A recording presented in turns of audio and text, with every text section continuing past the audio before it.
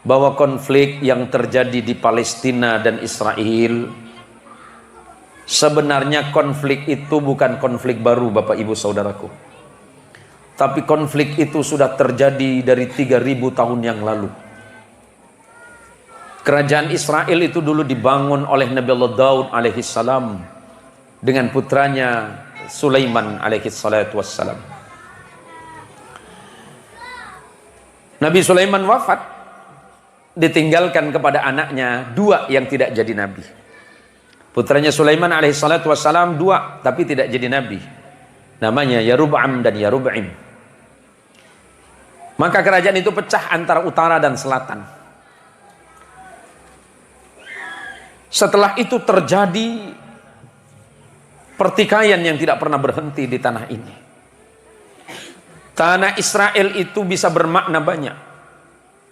Israel itu terambil dari kata Yerusalayim. Ada yang mengatakan Yerushalayim. Ada yang mengatakan Israel itu sebagai Sarlil. Ada yang mengatakan bahwa Israel itu adalah tanah Darussalam. Karena sesungguhnya memang di tanah Israel itu, di Palestina itu, yang kemudian dipecah menjadi Palestina dan Israel. Di situ ada ribuan para nabi yang pernah Allah utus di tanah ini. Tetapi ada 400 nabi yang pernah dibunuh oleh bangsa Israel itu sendiri. Nabi yang pernah dibunuh di tanah itu, mulai dari Nabi Daniel, Nabi Armia, Nabi Jurjis atau Jerjis. Di situ nabi yang pernah dibunuh oleh orang Israel itu. Ada Nabi Zakaria dan Nabi Yahya. Zakaria itu ayahnya dan Yahya itu putranya. Itu nabi yang dibunuh oleh bangsa Israel. Bangsa Israel itu bangsa Yahudi adalah agamanya. Di tanah Israel yang kemudian di belakang hari didirikan tahun 1948. Tapi tanah Israel itu hasil aneksasi atau rampasan dari warga Palestina. Saya jelaskan ini biar jelas. Awal mulanya orang Israel itu cuma datang. Kapan mereka datang? Datang diselamatkan oleh Nabi Allah Musa alaihi salatu wassalam dari kejaran Fir'aun, kemudian dibawa ke tanah ini. Penduduk aslinya sebenarnya adalah orang Filistin atau Palestin atau Filistin.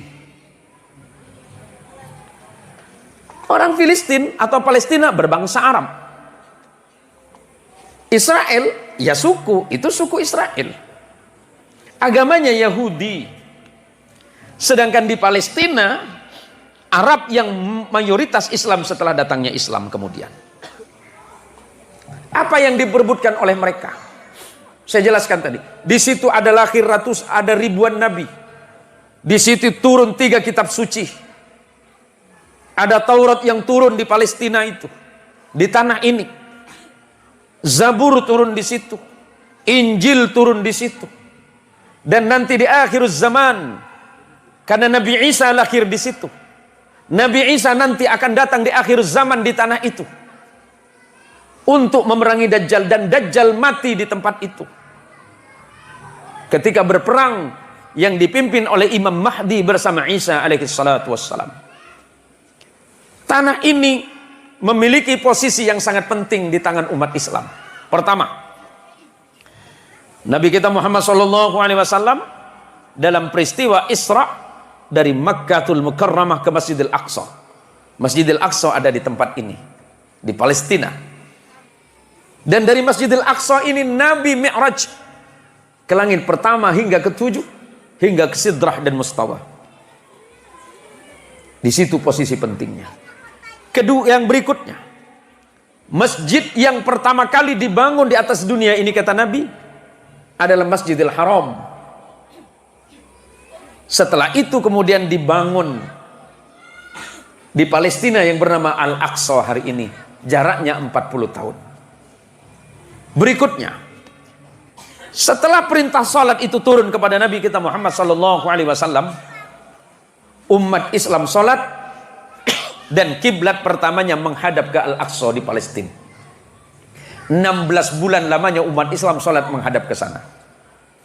Maka kalau Anda pernah sholat di satu masjid di Tanah Makkah namanya Masjid Kiblatain, masjid dua kiblat, karena di masjid ini Rasulullah sholat menghadap ke Baitul Maqdis Palestina, tapi setelah itu turun perintah Allah, fawalli wajhaka satral masjidil haram, maka hadapkanlah wajahmu ya Muhammad ke arah Masjidil Haram. Maka masjid ini sekarang dikenal dengan Masjid Kiblatain atau Masjid dua Kiblat.